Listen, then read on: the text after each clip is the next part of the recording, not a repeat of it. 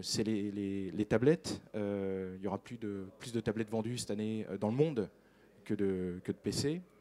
C'est du trafic vidéo qui augmente énormément sur des usages tablettes, en deuxième écran ou en télévision de rattrapage ou en télévision, on va dire, délinéarisée. Et un exemple, on a vu une augmentation trimestrielle de 200% sur l'usage de la vidéo chez les possesseurs d'iPod 3. Alors c'est une étude américaine, mais on voit le même genre de choses arriver en France. Et en termes de distribution, encore une fois, de nouveaux acteurs, des gens comme Netflix, hein, qui il y a 5 ans n'existaient pas sur le monde de l'Internet et qui sont aujourd'hui, en termes de nombre d'utilisateurs, l'un des plus grands groupes médias occidentaux, avec plus de 25 millions d'utilisateurs connectés au service Netflix. Netflix, c'est un service de distribution de contenu vidéo en ligne. En fait, ils sont partis sur du DVD à la base et maintenant ils streament tout leur contenu vers différents types d'équipements, de terminaux, que ce soit des tablettes, des télés connectées, voire des set-top box. Oui. Alors, quand on regarde la chaîne de la valeur, quand on parle du cloud, il y a énormément d'acteurs sur le cloud. Et il y a énormément de... En fait, c'est un peu comme la glace chez les Esquimaux. Il y a 10, 15 façons de définir la glace chez les Esquimaux. Ben, dans le cloud, c'est pareil. Il y a énormément de façons de voir le cloud, selon qu'on est en fait dans l'infrastructure ou qu'on est utilisateur final. Ce qu'il faut voir, c'est que si on commence par le bas, je vais aller assez rapidement là-dessus parce que c'est peut-être un petit peu loin de vos préoccupations, mais c'est important de voir qu'il y a différents types d'acteurs. On est sur des acteurs en fait qui fournissent de l'infrastructure IT en fait, sur laquelle on va porter des applications de post-prod, d'editing, voire de distribution. Il y a ensuite des acteurs qui vont amener du logiciel en mode service. Des gens qui font ça, ce sont des gens comme Microsoft est un exemple de ça. Le logiciel sous forme de service, c'est 25% du marché du logiciel en 2013. Donc c'est quelque chose de très important. Et ce qui est intéressant de remarquer, c'est que dans le monde de l'édition vidéo, de la post-prod, il y a très très peu de services, de software as a service, de logiciels à la demande. Ce n'est pas quelque chose qui est développé. Les grands du secteur demandent toujours que le logiciel soit sur une console, et cette console elle doit être physique. Alors que le principe du software as a service, c'est qu'on est dans le dématériel.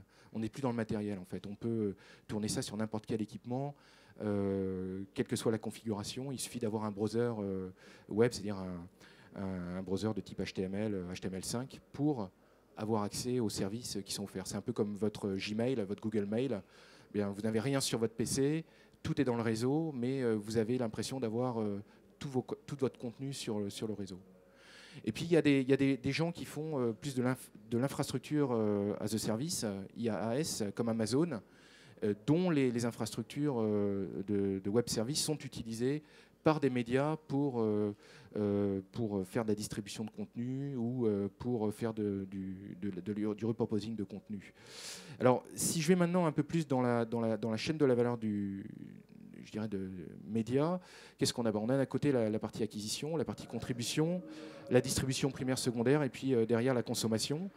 Et ce qui est intéressant, c'est que autant dans la distribution, je dirais que la virtualisation a déjà eu lieu, et avec des acteurs comme SmartJog, ici présent, ou Oyala, Braikov ou Akamai, qui eux vont permettre en fait d'amener du contenu vers les abonnés finaux indépendamment du lieu où ce contenu est localisé, et de manière en fait à monter en puissance. On voit peu dans la post-production, comme je disais, on voit très peu d'acteurs encore aujourd'hui. Il y a SmartJog qui travaille dans la contribution et qui permet donc de distribuer du contenu en contribution de stocker en fait de manière distribuée. Je pense que tu en parleras après pour faire de la post-production. Mais un des freins en fait aux médias cloud, c'est le manque d'applications virtualisées et le manque de bandes passantes en fait, d'infrastructures qui permettent de faire cet editing et de bénéficier de cette dématérialisation du contenu. Alors, comment ça se passe aujourd'hui? Et les questions qu'il faut que vous vous posiez, c'est où en êtes-vous dans cette journée, cette mutation, cette progression, pardon, oui, vers la dématérialisation, en sachant qu'aujourd'hui, la plupart des acteurs des médias sont dans les logiques en fait, où l'application tourne sur des équipements qui sont dédiés, et que petit à petit, on va, grâce en fait, à la consolidation qui a lieu dans l'industrie, et que l'on a vu arriver dans la distribution, aller de plus en plus vers des infrastructures soit privées, soit publiques, sur lesquelles les acteurs des médias vont pouvoir faire tourner leurs applications et pouvoir ouvrir en fait leurs applications à beaucoup plus d'acteurs que ce n'est le cas aujourd'hui. Alors, je conclurai là-dessus sur quelques exemples d'utilisation en fait, de moyens dématérialisés. Les opérations à distance pour des événements live, c'est ce qu'en font les Américains. Les Américains font beaucoup ça. Par exemple, NBC l'a fait en 2008 aux Jeux de Pékin, aux Jeux Olympiques de Pékin, où ils avaient envoyé sur place une équipe réduite et toute la post-prod, toute l'édition était faite depuis les États-Unis via des liens transatlantiques. Et l'équipe réduite en Chine était là pour assurer les opérations en fait, des flux.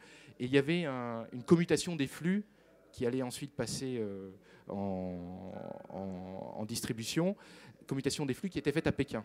L'édition sur ces flux était faite de manière distante depuis New York sur des serveurs qui étaient à Pékin.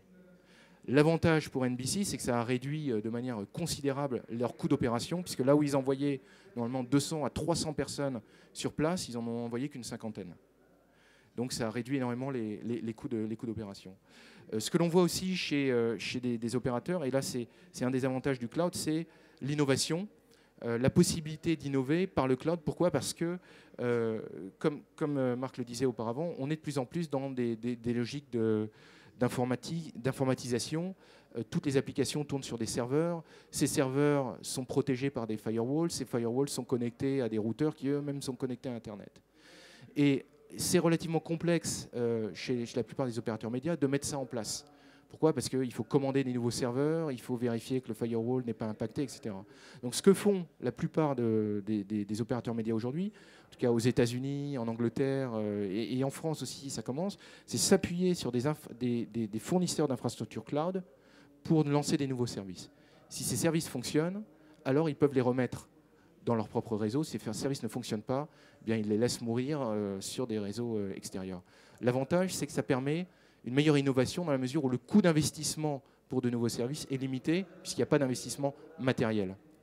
Et je finirai par un autre, vu le temps qui passe, par un autre exemple qui est l'exemple des métadonnées et du big data. Il y a énormément de données qui sont créées lors de la consommation, lors de la production en fait, des contenus, puis de leur distribution, puis de leur consommation, qui sont perdues dans la chaîne de la valeur. Elles sont perdues aujourd'hui parce qu'il n'y a pas de cohérence en fait, entre les différents points vidéo. C'est-à-dire que vous allez filmer avec un certain nombre de métadonnées, l'édition va rajouter des métadonnées, mais il n'y a pas de continuité en fait, de métadonnées entre la capture et l'édition, et puis encore dans la distribution, les métadonnées de capture et d'édition disparaissent la plupart du temps. Ce qui fait que il revient à très cher, ça revient très cher d'enrichir du contenu lorsque l'on est en distribution, et donc de l'adapter